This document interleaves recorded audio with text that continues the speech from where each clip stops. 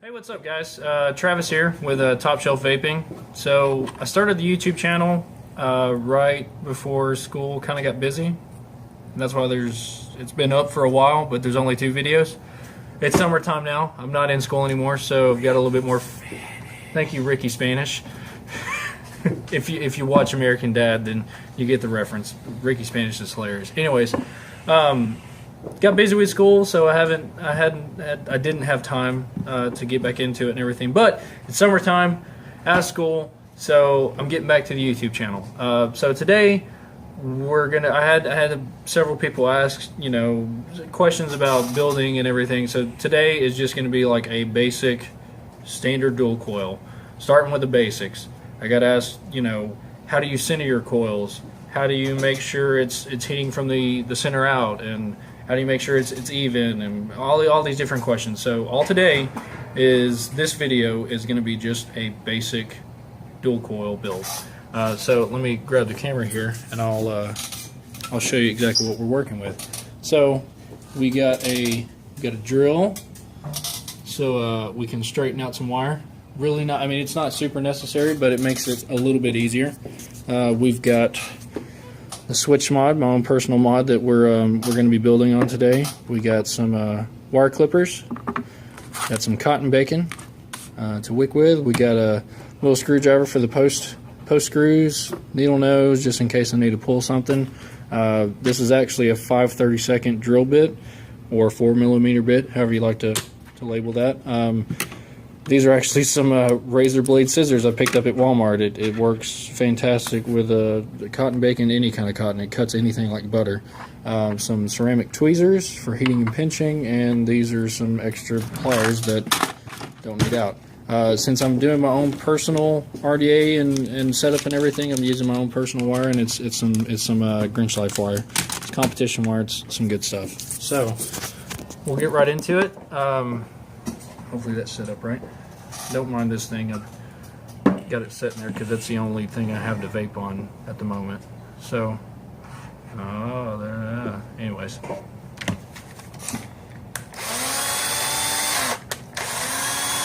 So, whenever you go to build something, you don't necessarily have to straighten out the wire. It just makes it a little bit easier to work with. And being that this is 20 gauge, it is kind of stiff. So, let me get this yanked out of there. And of course, this competition wire stuff, it comes, rolled up in a little pack. So, it may be kind of hard to get undone at first, but once you get it undone, easy breezy.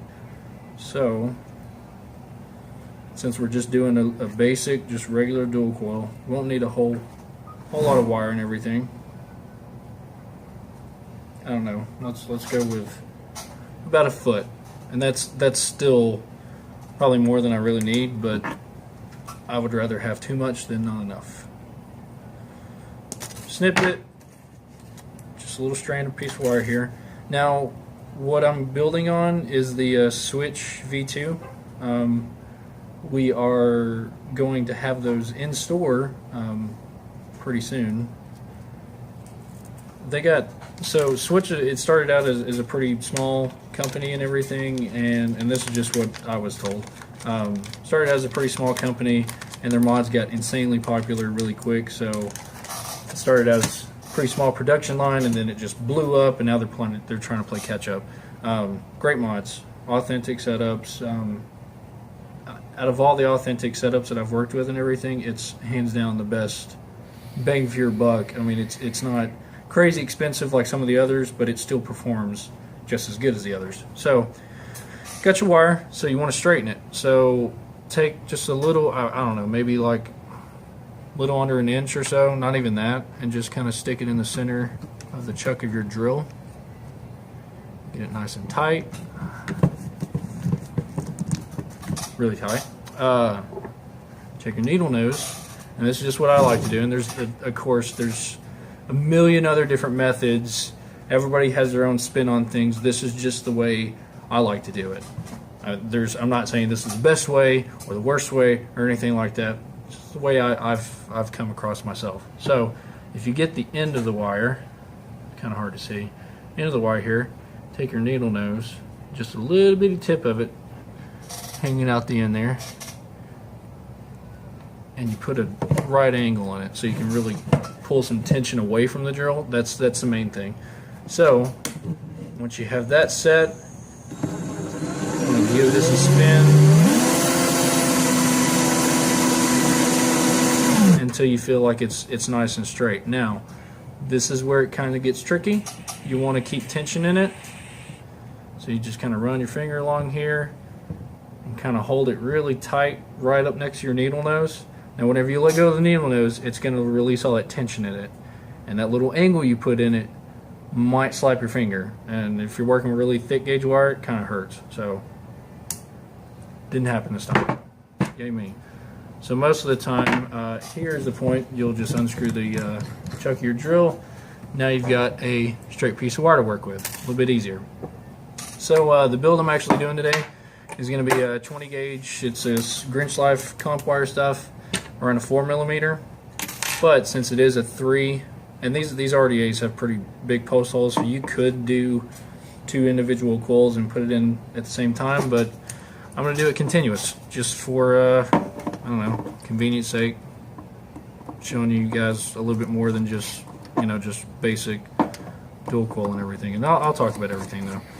So all I'm doing now is unscrewing the post hole screws to make sure there's clearance for the wire. So for continuous builds, I mean, there's a lot of people will build one coil just off and then build the other coil on the RDA.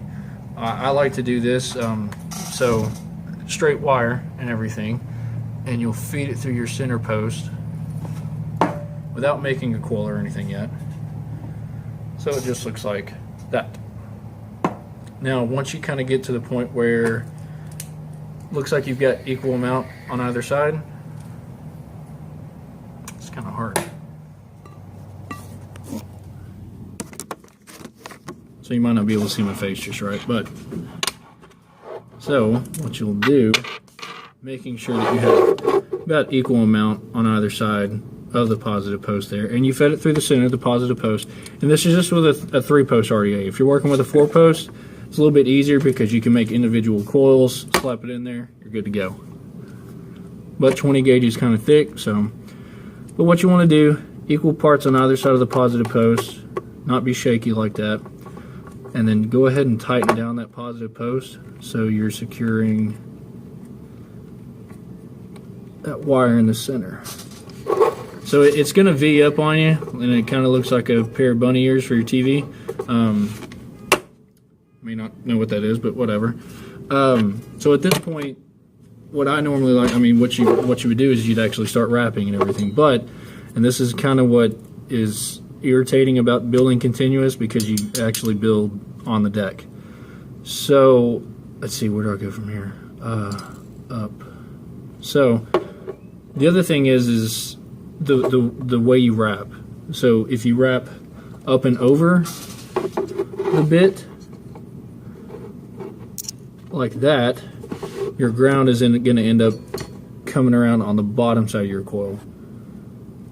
Or you can build under the bit here, and your ground's actually going to be on top, which most of the time that's what I like to do, because the cotton that comes out on the negative side there, it's a little bit easier to wick if your wrap is going up and over instead of up and under. So what we'll do is we'll set that bit on top of the wire and we'll start wrapping. So with it being angled up like that, you kind of want to just go ahead and leave it pretty snug up against the posts and everything. Pull it back just a hair, not much, but you'll take your wire, you're going to use the wrap around it, and just kind of bend it up. And just kind of secure its place. And then you'll take it. Now this is the tricky part. What you'll do, I'm trying to get it in here without it messing up the wire. What you'll do is you'll take it and you'll actually bend it in between the negative here and the bit. So it's going to come out looking, that first strap is kind of bad and it looks all angled and everything like that. But if you get a hold of it really good, and you're pulling back towards you and away from you to get tension around it, but if you're pulling it back towards you, that's where you're going to get that wide wrap, and you're going to narrow it down to look like a normal wrap. So, and it takes a pretty good grip with 20 gauge, but if you pull it back towards you, and see what happened whenever I did that, that wrap is crazy far away from the center post. But whenever you take your pliers and you start rolling it back towards it, you gotta relieve some of the tension. Oh, come on now. I just took the wrap off real quick. If you do it again, and that's where you gotta, whenever you're pulling it back towards you, if you stick your thumb on the wire on the negative side there, and you really push it towards you, you can get it back a little bit closer and everything. But still kind of far away from the positive post, so easy way to do that, you fix it. Unscrew your positive.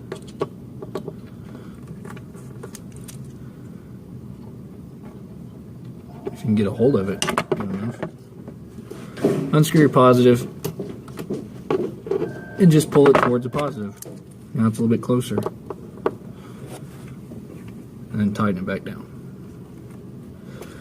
The first wrap is always the hardest, but once you get past that, it's pretty straightforward.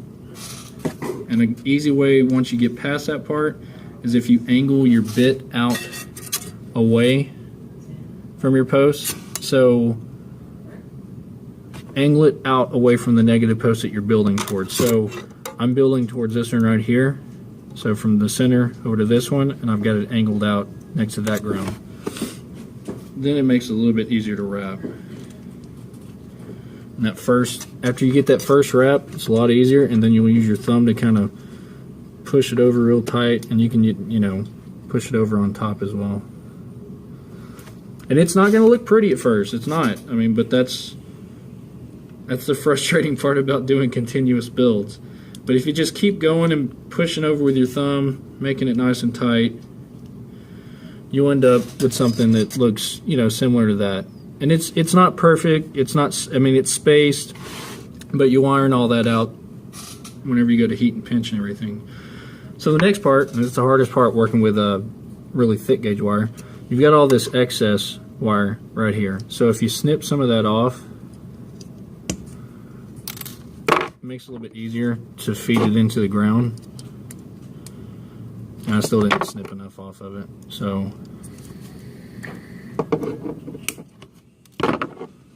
there's really not a whole lot left. Yeah, there you go. Right there. But it's easier to work with if you got your needle nose. Take the needle nose, angle that bit out. Oh, I gotta unscrew the ground. That would help. And actually feed wire through if it's open, Travis. But take your wire, feed it through that ground, and once you see it kind of poke out on the other side, and of course it's wanting to be a pain a little bit, and it's just because this wire's,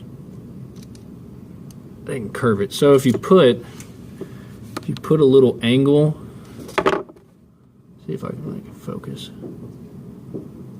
No, of course it's not going to focus.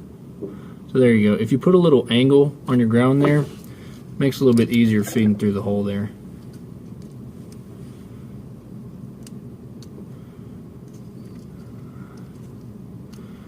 And you'll have to manipulate it probably just a little bit, but you've got it sticking out just a hair. There it is. Right. You see it. It's right there in the ground. So if you can, use your needle nose. Can't get a grip on it. Use your needle nose and get a good grip on that wire.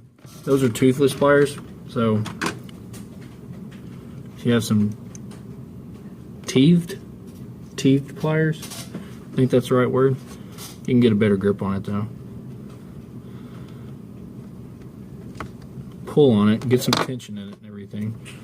You'll end up, you'll end up with something like that. Now, because it's so loose and it's spaced and everything, you actually have a little bit more to work with. So whenever you go to center it, and we'll get there, you still have room to play with it. So once you kind of get it fed through there, take your screwdriver and tighten down the ground there. So now you got something that looks like that. And I apologize for the blurry camera. I'm working with my phone. It gets the job done. So at that point, and it's just a little bit easier to work with, if you take the bit back out and push it in on the other side and get it. All right, guys. Sorry about that. We had a customer walk in the store real quick, so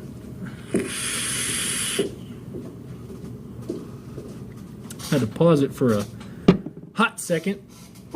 But anyways, so your coil at this point will look kind of off, and you could probably even get it better looking than that. But you don't have to get it perfect at first, because you work out a lot of those kinks and everything whenever you're heating and pinching. So at this point, because you've got so much slack in it and everything, and it's not tight, it's spaced a little bit and everything.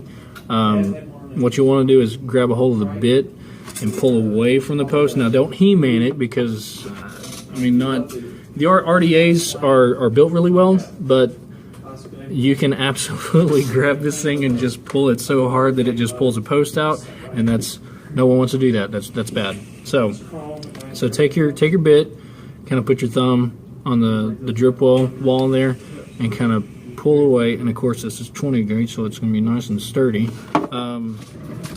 Also, it helps if you have a small flathead screwdriver. What you can do is your lead going to your negative, which is going to be this guy right here.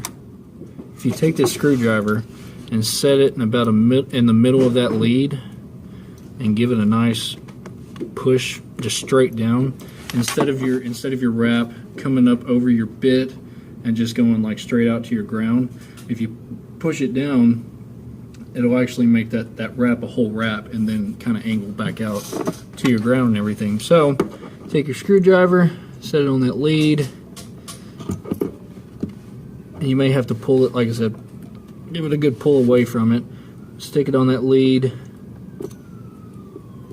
and push down on it. So you're going to have an angle at your lead, as well as it's going to also pull some tension into your coil and everything, and try to make it a little bit more uniform. Because like I said, right now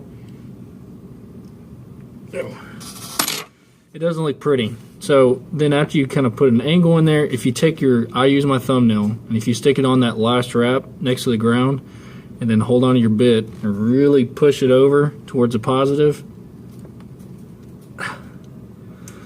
and it doesn't help that I'm working with 20 gauge, so it's nice and hard and thick and everything. Giggity. So it should look a little bit more centered, and it'll look a little bit better.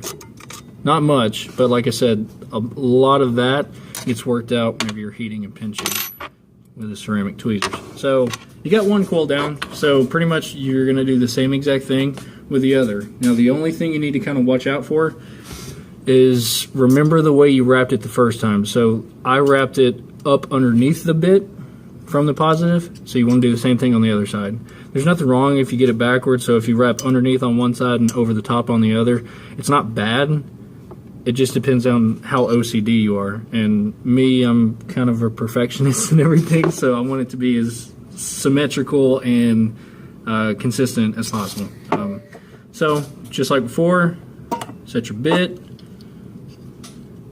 on top there and push it down. You don't want to leave your lead still angled up and everything, so push it down. Kind of have your bit at a little bit of an angle so you can wrap it a little easier. And it helps if you grab the wire and have some tension with your thumb there. Wrap it around. That little angle that I put it in it to twist it is poking me, so I'm gonna unbend it. So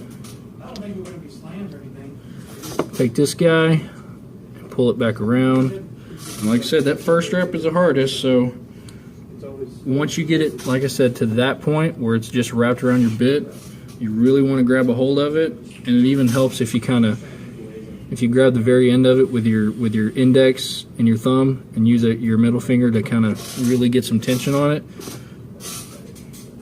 And you pull it back towards you mainly. See, that one came out a lot better. It's a lot tighter and it's a lot closer. The other one was like way out here, so no bueno. But once you get that first wrap, the other wraps are a lot easier. So you'll wrap it around just like that, keep your thumb on it, and push it over, and just keep doing it till you get the same number of wraps. And it's different for every build, and it depends on what kind of wire you're working with, and it depends on what gauge of wire you're working with. We've got Kanthal and Nichrome here in the store. The only reason why I'm working with a Grinch wire is because I'm rebuilding my own personal RDA and everything. Clip off that extra that you don't need. Take your pliers, put an angle in that negative lead so you can feed it through real easy. Obviously you want to loosen your negative so you can actually feed the wire into the ground. Because if it's not open, you can't fit it through. Travis, that's obvious. Well, you know, I forgot.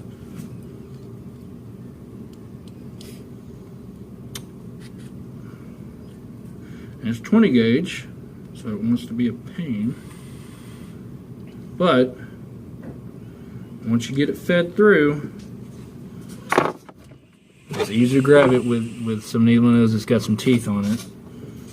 I'm going to grab a hold of that wire, not the hair.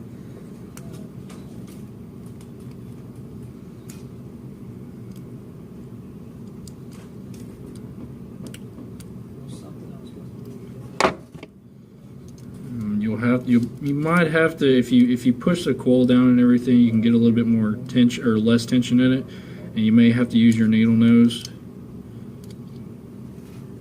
and go ahead and pull. Get some actually less tension. Get a little bit more lead to your negative, because that coil was kind of loose. But feed it through, and you should have enough now. I should have enough now.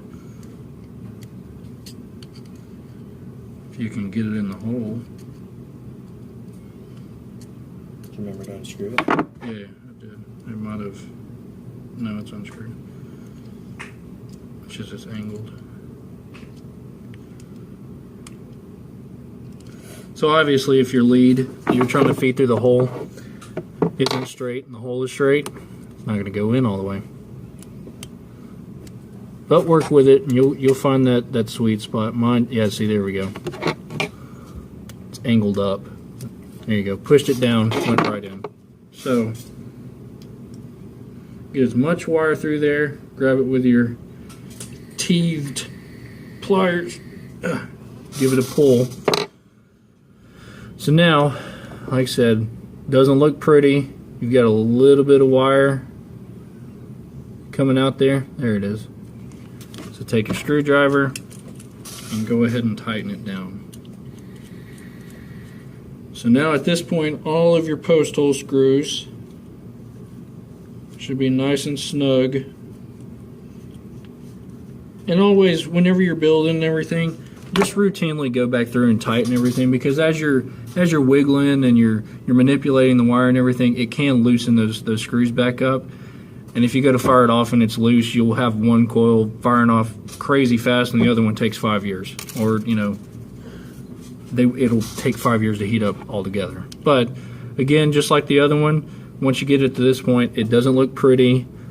It's all spaced out and nasty looking. But it's a little bit easier to work with if you... I'm right-handed, so it's a little bit easier to work with this way. Take out your bit, throw it in the other side. Pull away from the post holes to kind of get some of that tension out, and then stick your thumb, and this is for centering your coils. It's a little bit harder doing it with a continuous build, but you can still do it. Take your thumb and put it on that negative, that last ground wrap, and really push it back towards the center.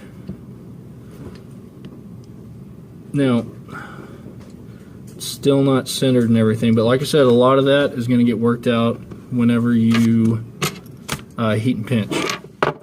So, just like before, take your little flathead, find the middle of that last lead wrap, and give it a push down. Oh, 20 gauges, tough. And then push it over. So like I said, they don't look pretty, but we're about to heat and pinch. So at this point, go back through, check your grounds, and clip off any excess amount of wire you might have left. And it's really not all that much, but if you leave it on there and everything, that's when your grounds will actually kind of heat up if it's sticking out far enough. And it could burn the cotton, and I don't know where. Oh, why is my vape tasting all burnt and everything? It could be a ground. I've seen a lot of builds come into the store. People doing their own builds, stores doing the builds and everything. That the ground wasn't snipped flush with your post and everything like that, so that ground is sticking out. That little piece of wire is sticking out of your ground, and it's heating up just at the end of it. And it's touching your cotton, so it's burning it in that one little section. And I promise, if any part of your wick, your cotton, your silica, whatever you're using is burnt, you're gonna taste it, regardless if it's this big or this small of a burnt spot. Burnt is burnt. So at this point, and of course it's kind of hard to get off because I was tightening and screwing and everything. So do you have your reload? Once you get kind of to the point where you've built a lot, you kind of get the gist of what build and what resistance and all that stuff. I just need to check the resistance. So, I mean, obviously, for our videos, we want to make sure we're teaching safety and da-da-da. So, I don't have a nice ohm meter, so I'll just use a Relo. So this particular build is quite low. It's actually a 0.05 right now, but whenever you get it heated and pinched and you work out all these irregularities and all the spaces and everything, this should be around a 0.06, a 0.07. Obviously, you should know your battery safety. So if you don't have the proper batteries and the proper setup, you should not try to emulate some of the really low resistant builds that you may find on YouTube and everything. For first starting out, you kind of want to try to stay around a 0.1, or maybe even a little bit higher than that, a 0.15, a 0.2. A good app.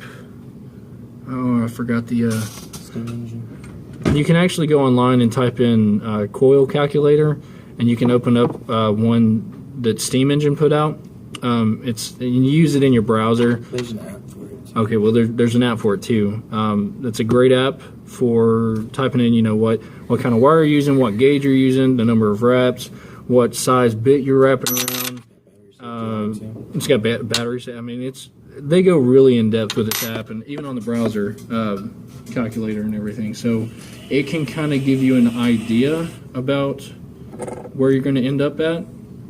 Now, what it spits out as far as resistance and everything goes, generally,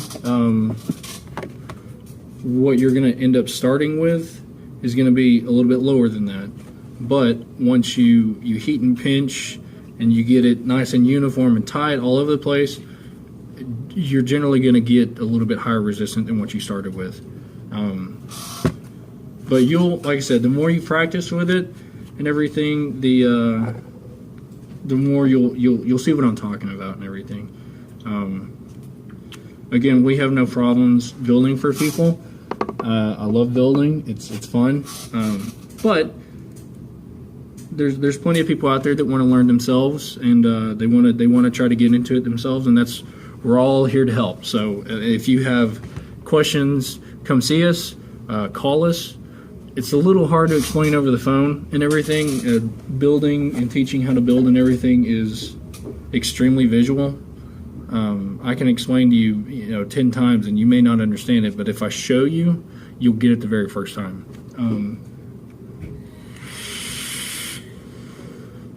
Sorry, I needed a vape break.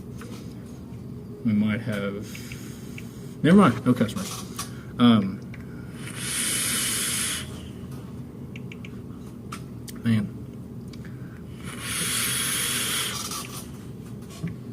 It's 3mm diameter? Huh? 3mm diameter? 4? Yeah. It's Nichrome. How many reps? 5. 5 reps? Nichrome 90, but it's Nichrome 90 and something else. Since he's using weird wire, not weird, it's competition wire. It's not a It's standard. it's not your standard. It's not going to be on steam engine. However, just to get an example, if he were using Nichrome 80, this build would ohm out to a 0.09 in steam engine. Just so y'all can have it's going to be backwards, isn't it? Yep. Well, anyways, there's nothing I can do. It's an app. It's an app. You put in the type of wire you're using and what gauge. If you can read backwards, you can see awesome how this works. You put your target resistance in. The inner diameter. Right there, the diameter of it. You can go super in depth with it, but it'll tell you exactly what to wrap. For the people that aren't experienced with it. And the more you build and everything, the better idea you have about, okay, well, I need to be around this resistance, so I'll use this gauge and this type of wire. And generally, the standard wire that most people start out using is going to be Kanthal. There's nothing wrong with Kanthal. Kanthal is great. Whenever I started vaping, I used to do 24 gauge dual parallels around a 2.5, like 5 or 6 wraps, and it was fantastic. But as you get into it more, you'll find a build that you like better, or you may like it. You may like it warm. You may like it cool. You may not want a crazy amount of vapor production. You may want a crazy amount of vapor production. It all has to do with personal preference. And the more you practice, the more you try different builds and everything like that. And building is really for the tinkerer, the hobby side of things. So don't expect to pick up building and immediately find exactly what you like. So my phone stopped recording. Anyways, if you get to that point where you're building consistently and you're trying different builds, you're going to find that one that you really like. It may help to have someone that you know, or you can ask us about build suggestions, so we might be able to kind of point you in the right direction instead of just going, here's some wire, go for it. It just depends on what you like to do. So if you want some help, absolutely send us, ask us, leave a comment, send us a message, call the store, send us a message on the Facebook, leave a comment on the Facebook. There's a bunch of different ways to get a hold of us. There's no dumb question when it comes to this. And as our shop, as a vape store, we're here to help. So anytime, Nick, he actually manages our Facebook. So if you've got a question at 3:30 in the morning, if he's awake, you can answer it. But If I'm not awake and you wake me up, I'll probably still answer it, but I'll be a little upset. he will get back to you. So this is a Green it is a green battery. battery VCT4. No. Anyways, so it's fully charged on these switch mods and everything. The positive, you got positive here and you got the negative here. Positive goes in first. So whoop. Make sure your RDA is screwed in all the way. These hybrid mods, they're a little bit, that's okay. Let me talk about that for a second. So hybrid mods, that's what these switch mods are. So a lot of the mech mods, there's a 510 pin. So you actually take this top cap off, you adjust it and all that stuff. On hybrid mods, it really is, and you can see me through there, it's just a hole. So the bottom of your RDA makes direct contact to your battery. We got some customer. Nope. Okay, so on hybrid mods, screw in the RDA all the way first, so it's nice and flush. Slip your battery in, positive first, on the switch mod. Now, it depends on the mod. Certain mods have their vent holes on bottom, certain mods have the vent holes on top. It just depends on the mod. For this one, stick the positive in first. Then take your button, drop it. It's a very key point, you have to drop it. Find your threads, thread this in there nice and tight. Now whenever you shake it, no battery rattle. There's nothing wrong with battery rattle, but if it's bad enough and your contact point may be bent, like on a 510 pin or whatever, you can actually have some arcing. And arcing is, I mean, essentially where there's a space in between contact points and it's literally arcing from point to point. You'll kind of notice it whenever you go to clean up your mod and everything, and you've got little black specks all over your contact points and everything. Now this is just like for use. Yeah, there's one. You see the one black spot in the center. It could be from arcing. It could also just be from buildup and everything. As you use these things, it is gonna build up resistance on your contacts on your batteries also. So maintenance on your mod, polishing up and cleaning your contact points. So if you get a mech mod and you notice that after a while it's just not hitting like it used to, chances are it just needs to be good and polished up. Now the outside of your mod, that's just for look pretty. So I just polished this up a few days ago, and it's already it's still nice and pretty, but it's already losing its luster. This guy I just polished up yesterday, so it's nice and shiny, but the outside has nothing to do with the mod. It's just look pretty stuff. So the contact points, for example, like on the switch mod, what you would polish up, and I polished it before I started doing this video. You'll polish up that copper contact point there, and the threads also. Get it all nice and clean, because if there's buildup on your threads, that's resistance. And same with your contact point. That guy down there on bottom, I polish it all up and nice. If there's buildup on it, and that's essentially adding resistance to your button, and that's where you'll get the hot button issues and stuff like that. If you get a crazy hot button and it's just not hitting like it used to, clean up and polish all your contact points, and I promise you'll notice a huge difference. If it's still getting hot, it may be a spring issue. It may not be a big enough beefy spring to handle whatever kind of build you're putting on it. But there's a lot of differences, so a lot of different situations. So if you do have a similar situation that you're in like that, bring it in. We'll take a look at it. We'll get you fixed up. So anyways, at this point, got my battery in here. The build's still all over the place and everything. So we're going to heat and pinch it with the ceramic tweezers and work out all those spacing issues and the wraps being all over the place and everything. Huh? You don't have ceramics? Yeah, if you don't have ceramics, it makes it really easy to work with if you have ceramic tweezers, because you can heat and pinch at the same time and make contact to your coils as you're heating it up. If you don't, it's not the end of the world. You can actually use, regular metal tweezers or a regular set of pliers, or however you want to do it. Now, obviously, and this kind of common sense, but for beginners and everything, trust me, I don't know how many times I shorted out builds whenever I was using metal tweezers and everything. So get them red hot, nice and hot, let off the button, and then pinch. I don't know how many times when I first got into building and everything, I'm just, yeah, and I touch it while the button is down, and it just immediately shorts out, and it melts the wire, and you gotta start all over. And nobody wants to do that. But I learned the hard way. Be honest, it kind of freaked me out the first time it happened too.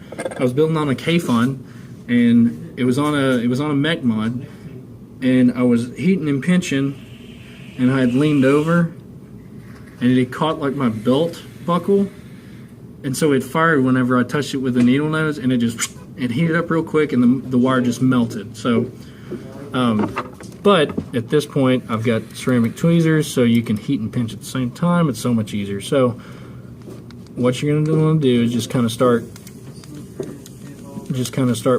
pulsing it, and you'll start to see your wire getting nice and hot. Once it starts getting hot, the wire is actually going to get a little bit more pliable. So, Like do one with the ceramics and one without. so as you're pulsing it, you're going to take your ceramic tweezers and just kind of set it on there and just give it a nice squeeze. And as they get hotter, they'll get a little bit more pliable and easier to work with. See, look, that one's already, it's getting a lot nicer. Now it's kind of crooked, so we'll throw the bit back in there and get it worked back out. But with this other coil, I'll show you how to do it with regular pliers. So if you're using regular pliers, you want to kind of make your pulse just a little bit longer and get it nice and red hot, and then let off the button and give it a squeeze. Get it red hot and give it a squeeze.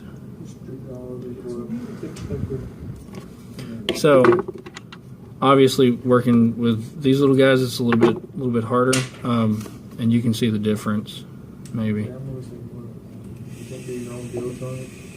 See what I'm talking about? The one on the left there, this one over here, my left, looks a little bit more uniform, and that's just because I was using the ceramic tweezer, so it's a little bit more pliable and easier to work with.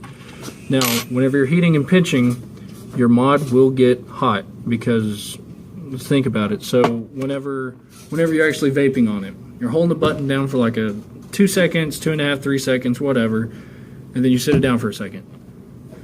2 seconds, 3 seconds, set it down. As you're pulsing it, I mean, you're constantly on it. So you're actually putting your battery under a lot of stress whenever you're heating and pinching. So if it does get crazy stupid hot, take the battery out, put it back on the charger, or let it sit for a second, grab you a different battery, go back and forth.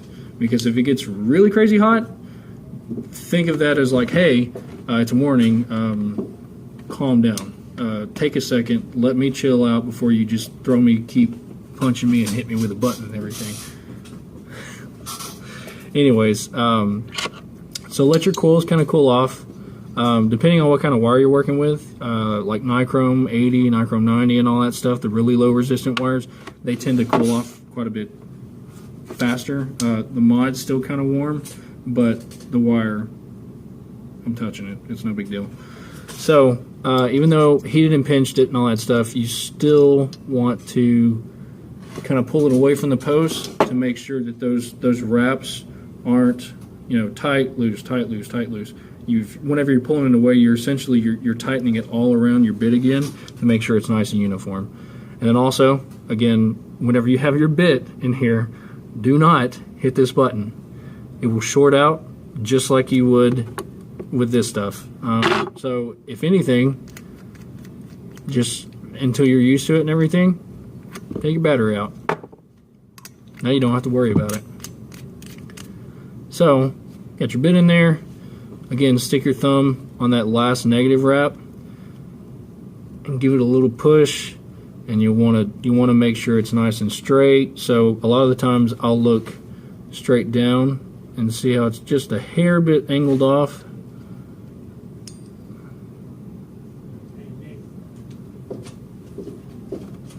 Look at the top, make sure it's in line with the post, and then you can set it and look at it horizontally, and your coil should look horizontal as well. And you can always kind of use that positive post as a point of reference to like know if it's centered or not. And now, if you're worried about that last little wrap, if you need some oomph to get it over, if you take that flathead screwdriver that we were mentioning before and kind of set it on the side of it and push towards a positive, now you've got a bend in it, and it makes that last wrap a little bit more uniform, and then you can push it down. We can get it worked over there, and I'll show you guys. So now, this coil, I'm going to heat it and pinch it one more time, but where it sits, I mean, there's a little bitty space between the positive, but this is a big beefy coil. It's this guy right here. It ends up being nice and straight, and it's centered and everything. So if you can kind of see, actually, where's it at? You can see that last wrap. You can see that last wrap right there. Of course, it's not going to be nice and, you know, focused. That last wrap there, it goes down, and then it kind of does like a 90 and goes back towards your ground. So you can make that last wrap nice and uniform, so it's not that last wrap just kind of going off to the side to the ground. I'm going to go ahead and throw my battery back in here and heat and pinch this last coil. One of them's good to go. A little bit, got a little work with it too. And this is the main part of building. Wrapping and make. Now if you're going for an advanced build, and we'll get into that later, making the wire, that's a little bit more involved. Actually wrapping, that's pretty easy, but whenever you're centering and you're working out hot spots, making sure it's heating from the center out and it's not angled. You can make angled coils, but that's a different kind of build and everything. That's where a lot of people don't take the time and they lose patience.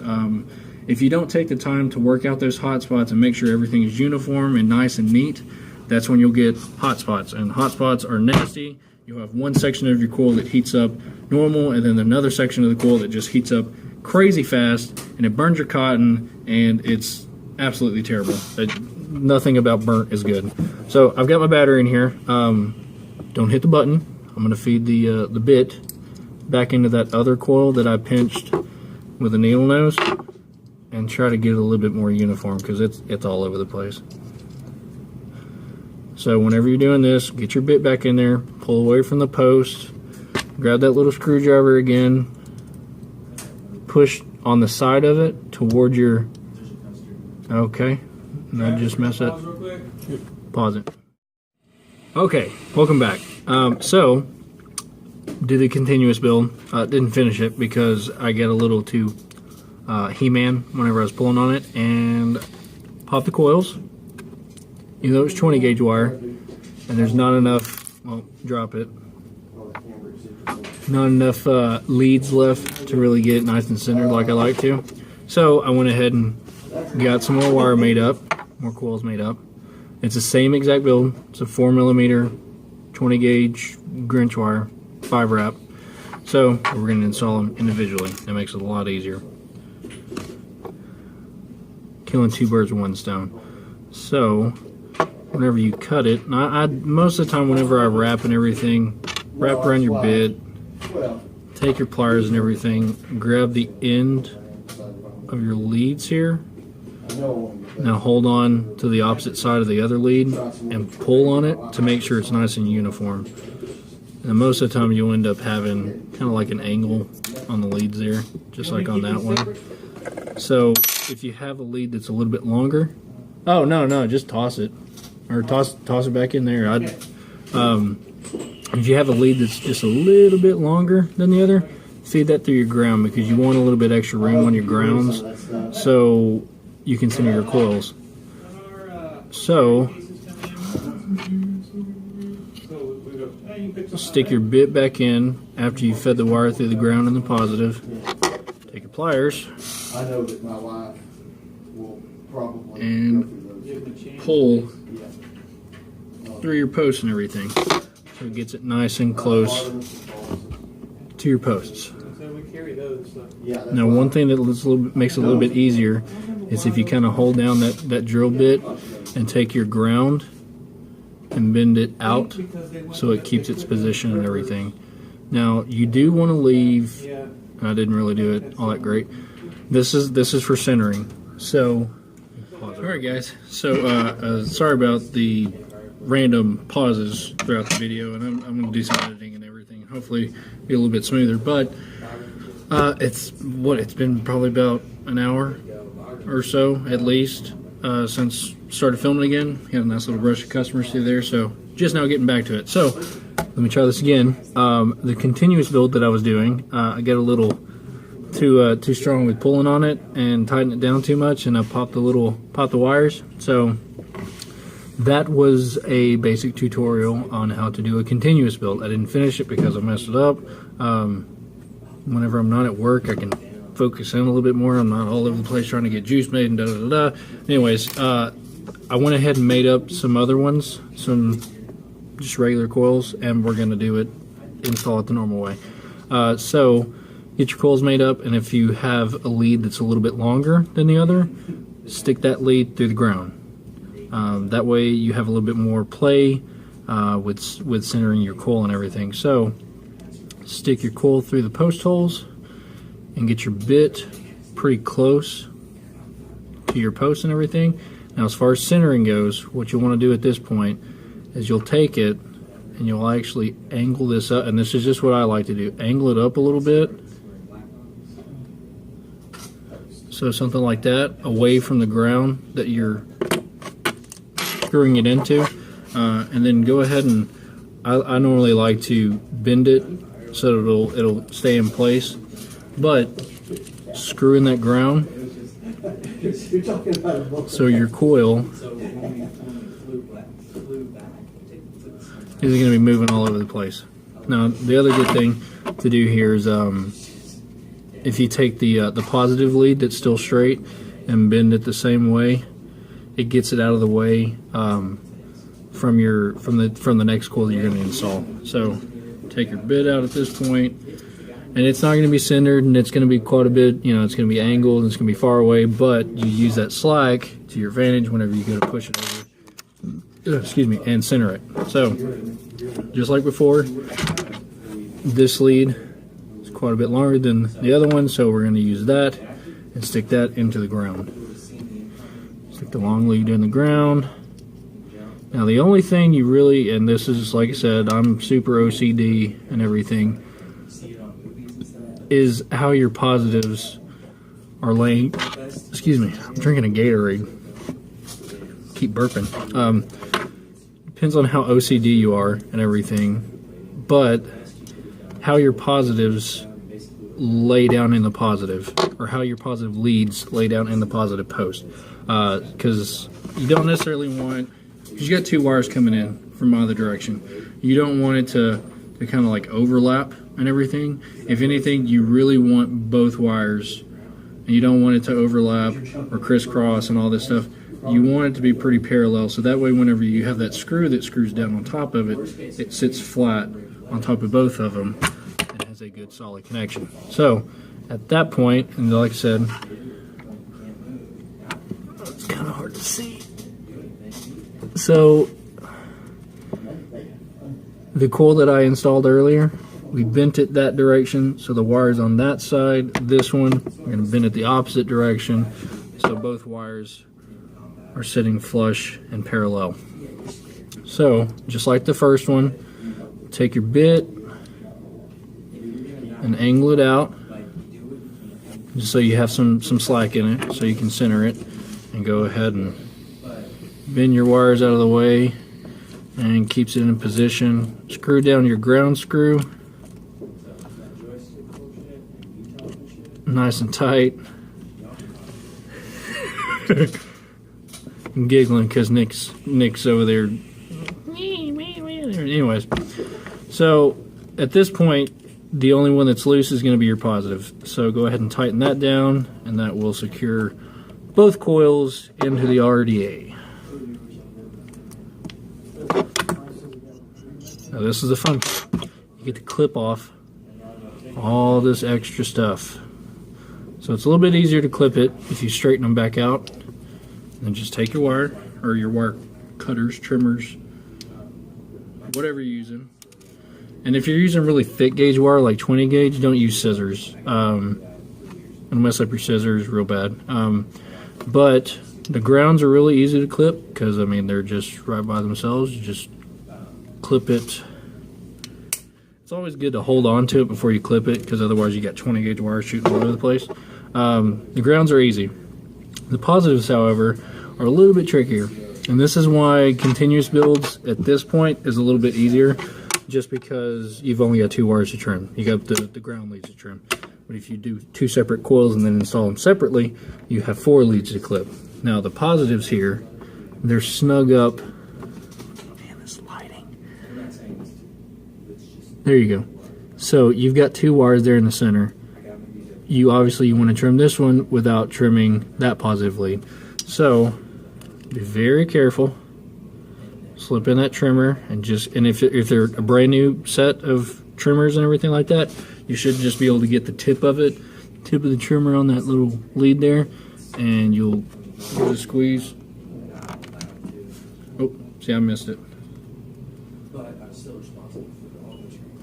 Hold on to that wire. Make sure you actually have a hold of the wire. And it may not pop off like you normally do, so you may kind of crimp it a little bit. And at that point, you can kind of wiggle it. Pops right off.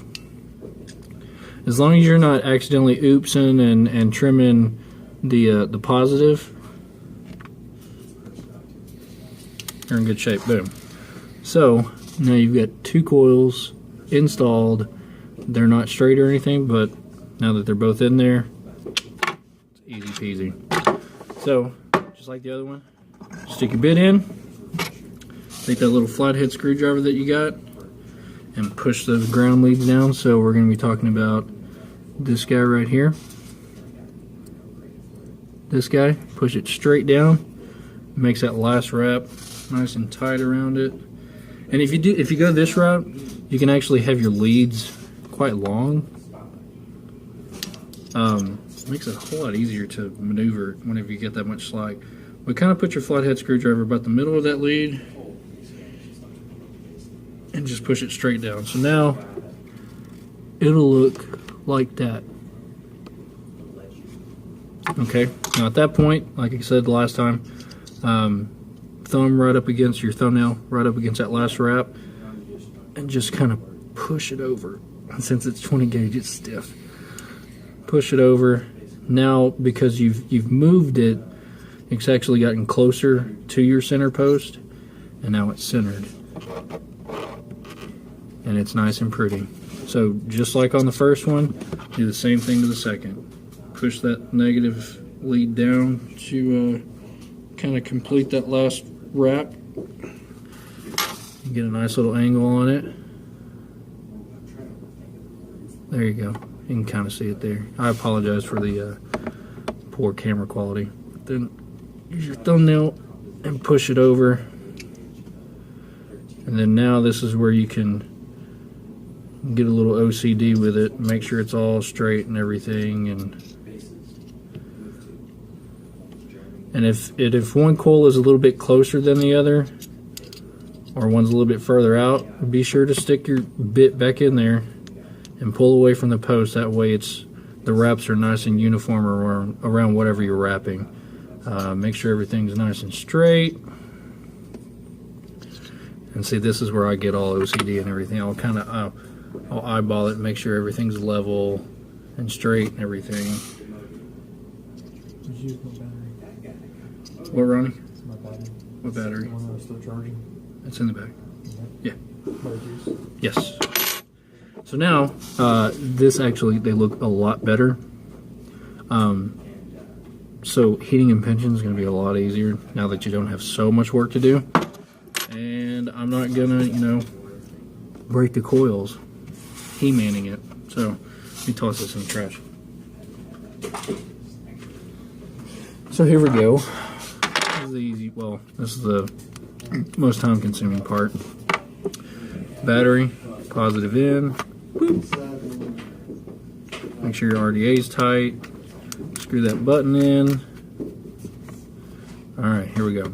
So again, I'm using ceramic tweezers so I can touch it while I push the button. So just kind of click, click, click, click, click, and pulse it.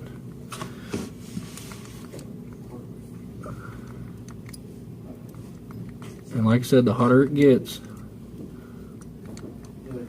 a little bit easier it'll be to manipulate that wire.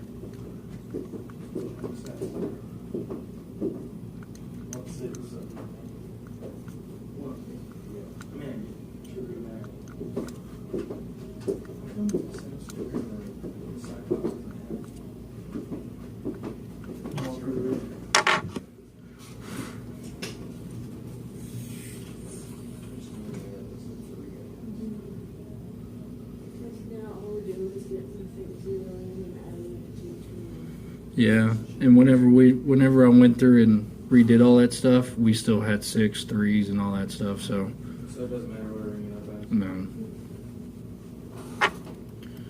Whenever we get low on the premium juice, Heath usually calls up who he needs to call up, and then he comes out here and counts it. So now you've got 2, and these are 20 gauge 4mm coils, so they're nice and big. Depending on what RDA and what setup you have, you may not be able to do something this big, but if you'll notice, it's a little close to the sidewall of your drip well. So if it ever does get a little too big, a little too close, if you can actually, like I said, pull it away from the post and then pull the coil straight up, and you'll have to straighten it out again and everything. And that'll actually, see how I pulled it straight up, it's a little bit higher than the other. That'll actually pull it away from over here, a little bit closer to your post holes, your posts and everything, but it's okay. As long as it's not making contact, you're in good shape. And then the other thing is you don't want to have it so low, or you can get it too low, you can't get it too high. Good way to kind of gauge where you need to put it at is if you take your top cap with your airflow rings right there, and if you kind of set it about where the cap goes and look through the air holes, you can kind of tell where your coil is going to sit out in reference to the air holes. So you don't want your coil, let me throw this battery on the charger.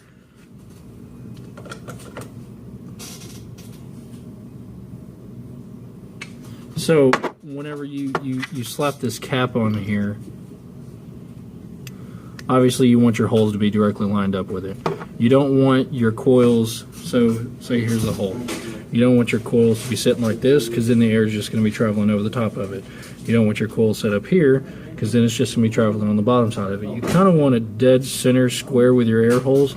That way when the air comes in, it kind of cuts it in half and it goes over the top and the bottom, and you get a lot of airflow over it. Airflow has a lot to do with vapor production, so if you are going for like clouds and stuff like that, it makes a world of a difference. And then also the other biggest thing is wicking, and we're about to do that.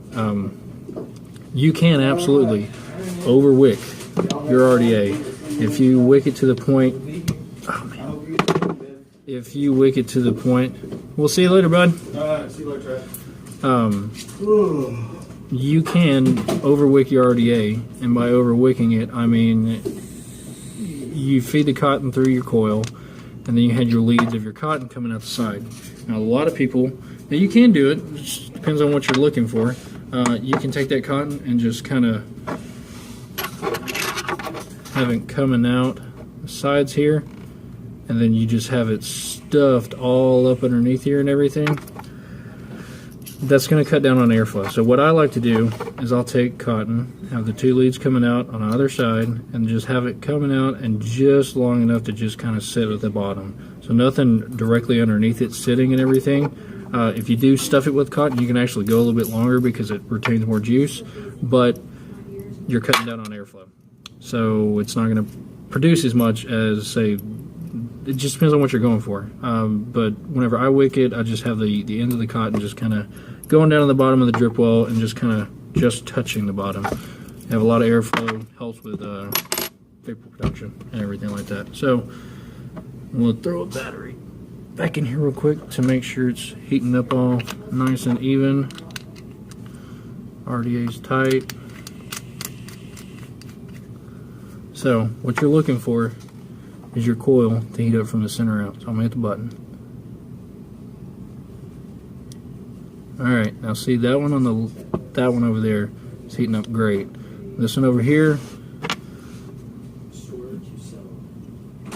it's heating up it's heating up nice and fast, but it's not even. So whenever it comes down to this, it just takes practice, man. Keep fidgeting with it.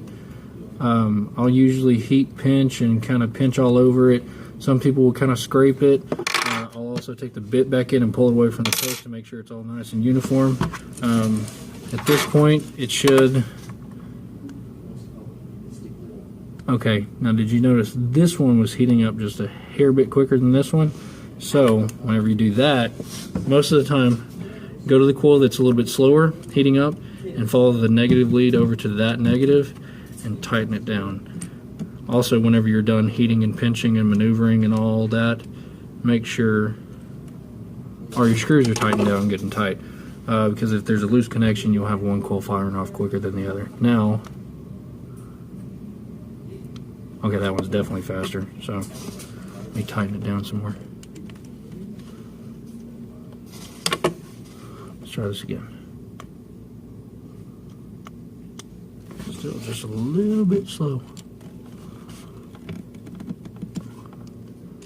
And if it's not just a negative, start tightening down that positive also. So a good way to, sorry about that, a good way to heat and pinch and make sure it stays that way. So heat it up and start pinching and everything, and then kind of get it the way you want it to while it's still nice and hot. Hold it, and this is just what I like to do. Hold it with your tweezers or your pliers while it's cooling down and kind of blow it. If you kind of hold it in that position, it tends to stay like that a little bit easier, because otherwise it'll just spring right back out. But it really does depend on what gauge wire you're working with also.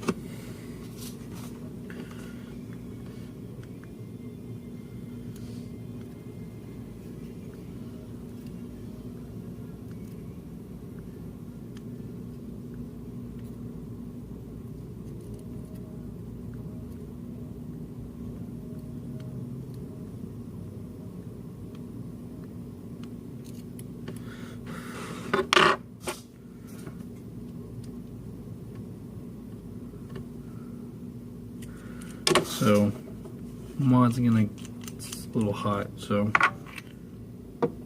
battery's not as warm as a mod, but let it cool off for a second. Alright, so it's cooled off a little bit. Throw my battery in there, positive, up. Screw it tight. I just want to check and see if it's heating evenly.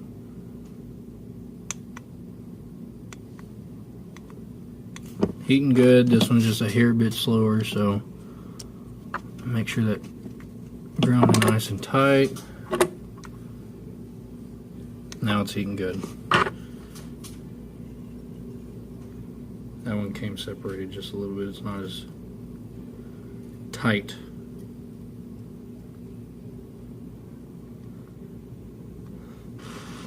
See what I'm talking about? I'll hold it, let it cool off.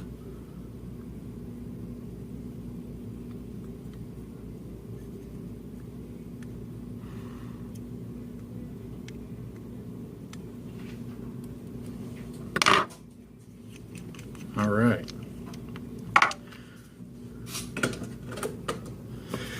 Let these coils cool off real quick, and then we'll wick it. All right, so everything's nice and cooled off now, so we'll wick it real quick. Got some cotton bacon here. Pull out a little strip of it, and you can, like I said, you can use you can use silica, but the flavor isn't that great, and most people use cotton. We have just plain Jane regular 100% cotton. We've got cotton bacon, and we've got some Japanese cotton and everything. But I do like cotton bacon. It does seem to hold up a little bit longer. But got some razor blade scissors here, and you don't need much. Now, as far as knowing how much you need and everything, that does come with practice. So just cut a little sliver off of it, and these razor blade scissors are, I mean, it just cuts it like bacon. Like bacon. Cuts it like bacon. Cuts it like butter. Just stuff which you don't use back in the bag because you don't want to waste it.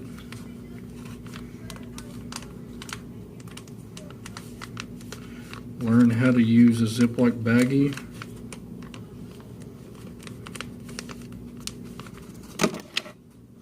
So you got a little section here. Now most of the time, just take that little section and kind of rip it in half. Rip it in half, and then you want to take that one section and just kind of run your fingers over it. Use your kind of fingernails, kind of push into it, and what you're doing is you're pulling all this frilly stuff off of it. So now you got like one little solid piece. So that's kind of the difference. And this one is a little bit bigger, but obviously, so whenever you're wicking, you don't want it to be, let me think of a way to word this.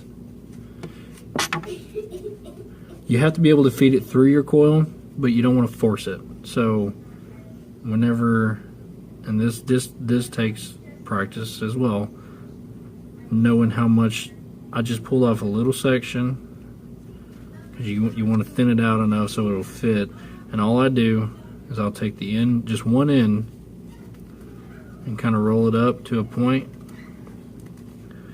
so you can easily feed that through your coil. So feed it through. Now see how it's kind of bunching up on this side as you're pulling it through? That's what you want. You don't want to force it. So if you're pulling on your cotton and you notice that your coil is coming along with it, take it back out, strip off a little bit more until you get it to the point. Now you don't want it loosey-goosey either. I mean, you don't want it. So once you see it, it's nice and easy pulling it through. I mean, just a little bit of give to it. Pull it back whenever you see it kind of bunched up. Pull it back so it's kind of bunched up on both sides. And I usually take the cotton, kind of fluff it up a little bit. Same way with your other piece. Just kind of roll up one end so you can feed it through nice and easy. A lot of people roll the whole thing up. I really don't think it makes a huge difference either way, but on my builds I usually try to keep it nice and fluffy, so the juice kind of is easily traveled. So pull it through. Notice that it's kind of bunching up on that side. Pull it back, make it bunched up on both sides, fluff it out. Now this is where you start trimming. So a lot of the time, depending on the size of your RDA, I usually take my scissors and set it right against the drip well wall and trim it right there. Now again, like I said, I'm kind of OCD about things, so after you trim it,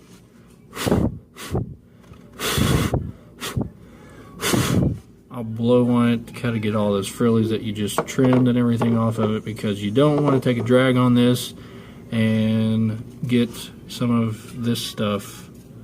You don't want to suck it up. So I did it one time and it choked me up and that was funny. Anyways, make sure that your cotton is nice and even on both sides. So this bottom one looks good. This one on top, a little thick on one side, so you pull it back through a little bit. So nice and even. And then this is what I do. Take the cotton and just kind of stuff it straight down. Let me grab a smaller screwdriver. And then you'll take it and just kind of stuff it down so it's just touching the bottom, and do that for all of them.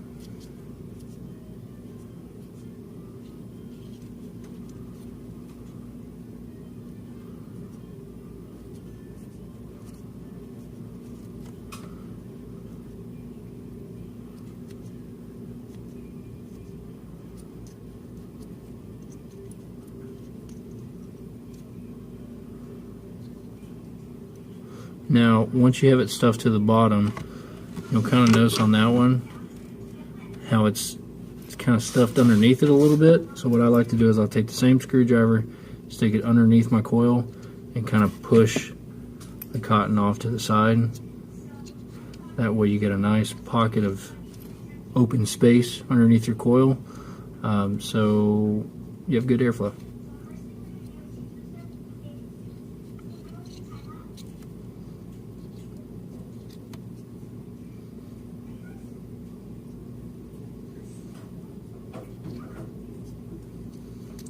And then once you kind of have it there, I just kind of pat it down so it's not all over the place. Alright, let me stop the recording real quick. Now that you've got it all wicked up, next thing is to juice it. Okay. So whenever I juice a freshly made coil, freshly wicked cotton, everything, I flood it. Take the juice and just kind of paint it on everywhere. And once you kind of have it nice and covered all over, that's really just getting the outside nice and juicy. Now if you want the inside to get nice and juicy, I'm telling you, I just flood this thing. Fill it up right in the center, and you'll notice your juice will start to fill up. Just keep filling it up to the point where it looks like it's about to come over your drip well. And that little pocket underneath your coil, I'll even take juice and put some in there. But once you kind of get it flooded and everything's nice and saturated, I normally let mine sit for a couple of minutes just to make sure everything's soaked and saturated. And after that, you're good to go. So, pause it here for a second. So, once it's nice and saturated, most of the time I kind of take it and sling it out, get all that excess amount of juice out of it. Once you've done that, you're good to go. Juicy. Hit the button. Still kind of juicy, but once it gets out of that juicy stage, it'll perform great.